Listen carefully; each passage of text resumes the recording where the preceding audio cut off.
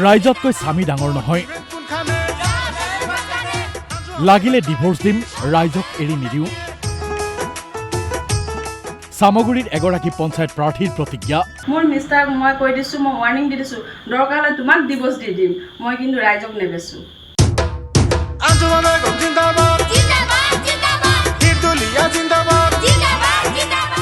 এই মন্তব্য সামগুৰিৰ শিঙিমাৰী জিলা পৰিষদৰ নিৰ্দলীয় প্ৰাৰ্থী অঞ্জুমা বেগমৰ। অঞ্জুমা অগপৰ এগৰাকী নিষ্ঠাবান কৰ্মী আছিল। আশা কৰিছিল অগপৰ টিকট লৈ জিলা পৰিষদ খেলাৰ, কিন্তু টিকট পালে বিজেপিয়ে। এতিয়া অভিযোগ আহিছে প্ৰলোভনৰ। কংগ্ৰেছী এজনক পটক কৰি আপোনাৰ চিঙিমাৰী ২৭ নং চিঙিমাৰীত বিজেপি জেডপিচি হৈ কেনেকৈ দিব পাৰিলে? ৰাইজৰ কোনো মনোমত লোৱা নাই, ৰাইজৰ কোনো মতামতৰ কোনো কথা অহা নাই।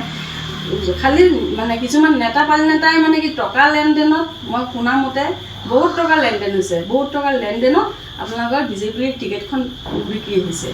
সেইবাবে অঞ্জুমাৰ প্ৰতিজ্ঞা, স্বামীৰ সৈতে প্ৰয়োজনত বিবাহ বিচ্ছেদ কৰিব, কিন্তু ৰাইজৰ লগ এৰি নিদিয়ে।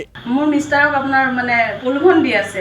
মোৰ মিষ্টাৰক মই কৈ দিছোঁ, মই ৱাৰ্ণিং দি দিছোঁ, দৰকাৰ হ'লে তোমাক ডিভোৰ্চ দি দিম, মই কিন্তু ৰাইজক নেবেচো।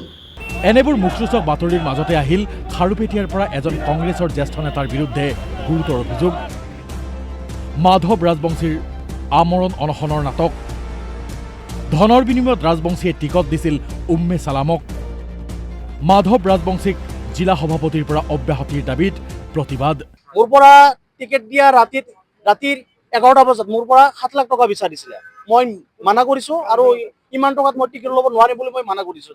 আমাৰ অসম প্ৰদেশ কংগ্ৰেছ কমিটিৰ সভাপতি সন্মানীয় ভূপেন বৰা ডাঙৰীয়াই তেখেতৰ সভাপতি পদটো কৰ্তন কৰি দি কেনে নতুন এজন যোগ্য ব্যক্তিক আমাৰ দৰং জিলা কংগ্ৰেছ কমিটিৰ সভাপতি পাতি কেনে আমাৰ পঞ্চায়ত যিটো নিৰ্বাচন আছে এই নিৰ্বাচন সময়খিনি পাৰ কৰি দিব লাগে। খুমটাইৰ বিজেপি প্ৰাৰ্থীৰ বিৰুদ্ধে গোচৰ টাই আহোম যুৱ পৰিষদৰ। জুমনি বৰুৱা ফুকনে ভুৱা জাতিগত প্ৰমাণ পত্ৰ দাখিলৰ অভিযোগ। ন্যায়ালয়ৰ দ্বাৰস্থ হ'ব টাই আহোম যুৱ পৰিষদ। পুলিচে আমাক হেনানি গোচৰখন ল'লে, লৈ পেলানি আমাক একো নিমন্ত্ৰণ জনাৰ মাজতে এদিন মাত্ৰ মোলৈ ফোন এটা গৈছোঁ। যোৱাৰ পাছত তেতিয়াহে আমাক ইটো সিটো প্ৰশ্ন কৰিছে, ক'ত পালে আপোনালোকে, ক'ত গম পালে, এনেকুৱাবোৰ কৰিছে। কোনো মানে গুৰুত্ব নাই, বিশেষ গুৰুত্ব নাই। আৰু গতিকে আমি সেইকাৰণে আমি হাইকোৰ্টলৈ যোৱাৰ মানে চিন্তা কৰিছোঁ। নদুৱাৰত আকৌ বিনা প্ৰতিদ্বন্দ্বিতাৰে আটাইকেইটা জিলা পৰিষদ দখল কৰিলে বিজেপিয়ে। ইয়াৰ পিছতে বিধায়ক পদ্ম হাজৰিকাৰ উপস্থিতিত বিজয়ীসকলক ৰাজহুৱাকৈ শপত বাক্য পাঠ কৰা হয়। ৰাইজৰ সেৱাৰ যোগেদি ভাৰতীয় জনতা পাৰ্টীৰ শক্তি বৃদ্ধি কৰিবলৈ